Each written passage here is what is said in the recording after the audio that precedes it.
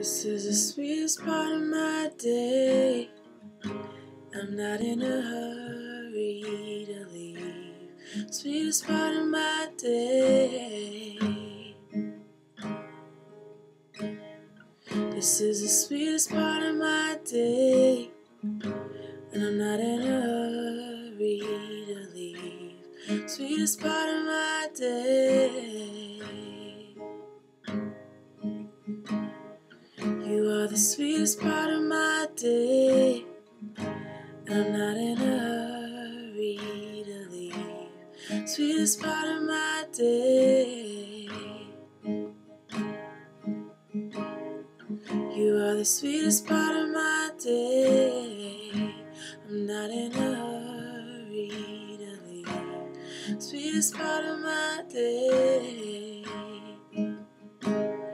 Enjoying you, enjoying me, enjoying you, enjoying me, enjoying you, enjoying me, enjoying you, enjoying me.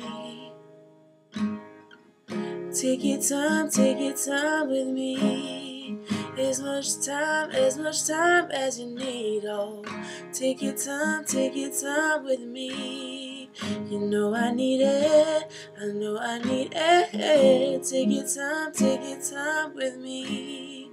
As much time as you need. Oh, take your time with me. You know I need it, I know I need it. Oh, oh, oh. You are the sweetest part of my day, and I'm not in a hurry to leave. Sweetest part of my day. You are the sweetest part of my day, and I'm not in a hurry to leave. Sweetest part of my day. I give you my worship, Jesus. I give you my praise. I give you my devotion for all of my days. I give you my worship, Jesus. I give you my praise. Give you my devotion for all of my days. I give you my worship, Jesus. Give you my praise. Give you my devotion for all of my days. This is the sweetest part of my day, and I'm not in a hurry to leave. Sweetest part of my day. You are the sweetest part of my day, and I'm not in a hurry to leave. Sweetest part of my day. So I've been reading this thing here and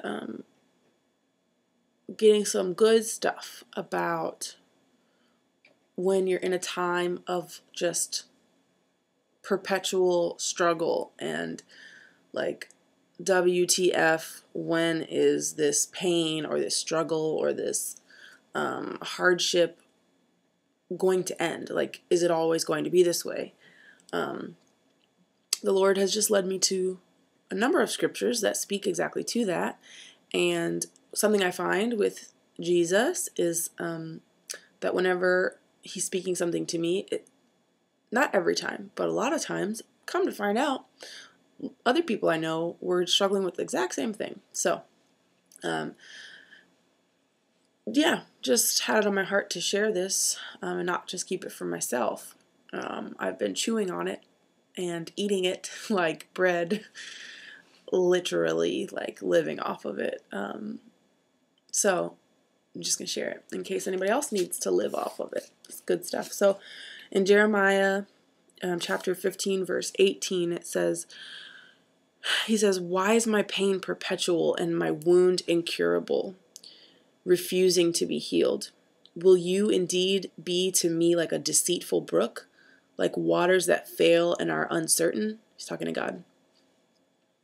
And then, therefore, the Lord says to Jeremiah, if you return and you give up this mistaken tone of distrust and despair, then I will give you again a settled place of quiet and safety, and you will be my minister.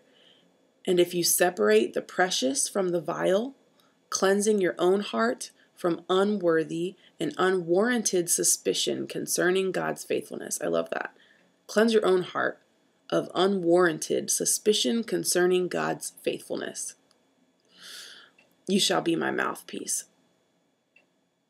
That's when you shall be my mouthpiece, when you stop doubting me. Yeah, I hear you're struggling, but when you stop doubting me, that's when you'll have good songs about me to sing. And down at verse 21 it says, and I will deliver you out of the hands of the wicked, and I will redeem you out of the palms of the terrible and ruthless tyrants. Something that the Lord showed to me when I was reading this. First of all, this may be something that the rest of the world already knew or thought about it this way. This just occurred to me at age 20, whatever. I don't even know how old I am. But, you know, it's always talking about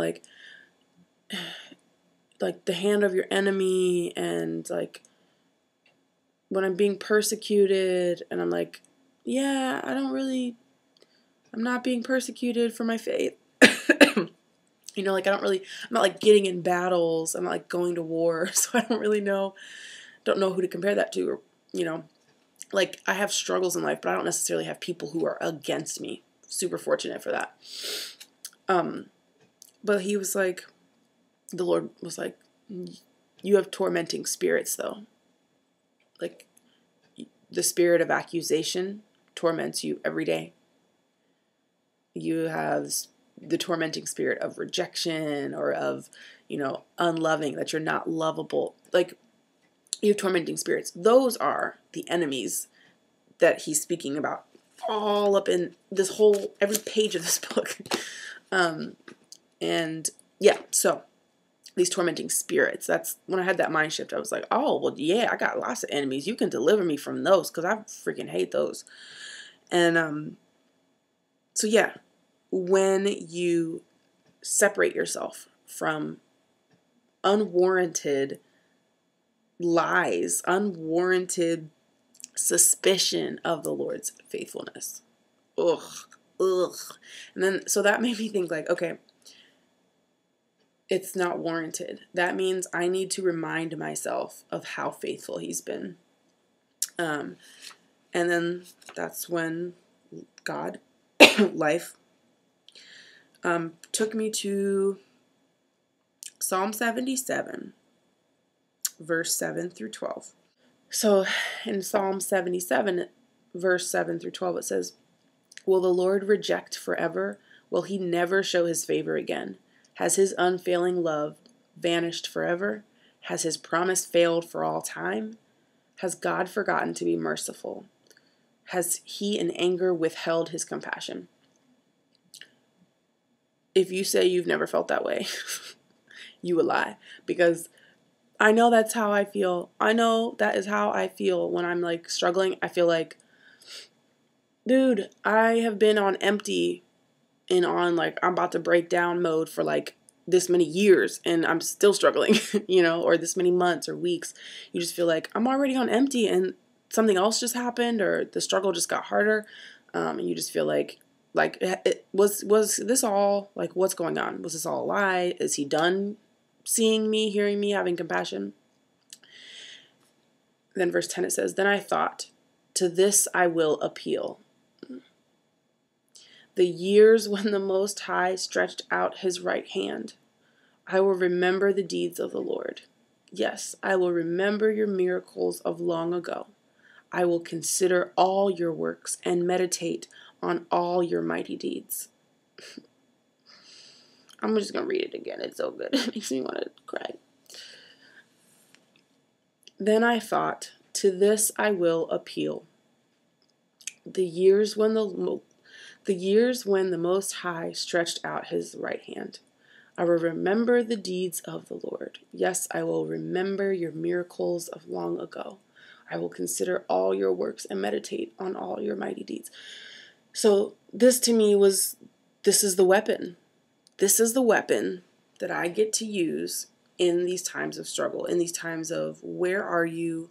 Why is this still happening? Why am I still struggling? When is this going to end? Why haven't you shown up and saved the day? I will appeal to those thoughts with the remembrance of, no matter how long ago it was, the stories of his goodness, the stories when he did show up, the stories when he did extend his hand. I'm going to hold tight to those, like cling to them with my entire life and repeat them out loud all the time, all day, meditate on them, soak my heart in them, pick my heart up and just sit it in a pool of those truths and those things and let it just soak there and get my sweetness and my ability to walk through the day from there, this place of gratitude and remembrance. Like, that's my weapon. That's my weapon. And so I have just been living in those verses. That's where my meditation on this song really came from. Sitting and thinking about his sweetness, his goodness, his faithfulness. And years ago, last week, this week, today, like letting my heart take time to meditate upon his faithfulness, his goodness, and the times he did show up and extend his hand to me. That is the sweetest part of my day.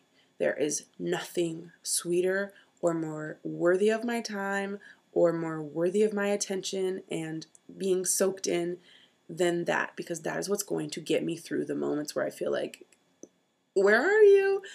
And I need a lifeline in those times. I'm far too fickle to not have something that is holding me grounded in those moments.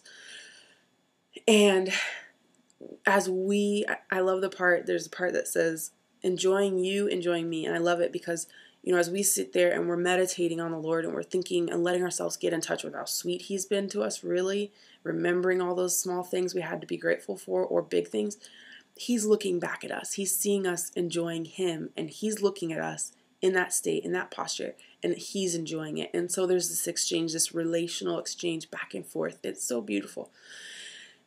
And the rest of it's pretty self-explanatory as far as it says, take your time with me, as much time as you need, because I need it and I know I need it. Those words couldn't be truer. Like, I'm a hot mess. I'm a hot mess without Jesus. Like, I literally just fall apart at the seams. You just pull that freaking thread out and I'm gone. I'm gone without Jesus. I'm a hot mess on the floor crying. So I know I need this time with him. I need to be excuse me, grounded in his truth, in his faithfulness, in the truth of him being faithful to me. I have to stay grounded in that. He knows that I need it. I know that I need it. So I'm going to take as much time as necessary for me to get grounded in that truth. And then the last part just says, I give you my worship, Jesus. I give you my praise. I give you my devotion for all of my days. I just loves it. So a couple people from worship night this past week had asked about that song. And I actually listened to it on International House of Prayer, Kansas City. They have a prayer room, 24/7 prayer room. And they have some archives with that song on there. And I was trying to send you guys a link to it, but you have to have the IHOP-KC sign in login information of your own to get that. So And oddly enough, they didn't have a YouTube video, or I couldn't find it if so. So this is that song, and this is what we did at worship night, and hope that this verse and that reminder to cling to those good truths, like the truth that God has been good to you. I hope that that's something that someone needed to hear. I have something called a gratitude journal. Shocker, right? It's blue and white stripes. And I keep it on my desk, and I literally just write. You can't see it, but anytime something pops in my head that I'm like, I'm grateful. Oh, I'm grateful for that. So it just keeps me conscious of the fact that He is blessing me. He is He is present in the face of being like, I can't believe this just happened. And it can be anything, like a person you're grateful for, anything. I mean, this thing is full of like all kinds of stuff. So anyways, hope that helps somebody.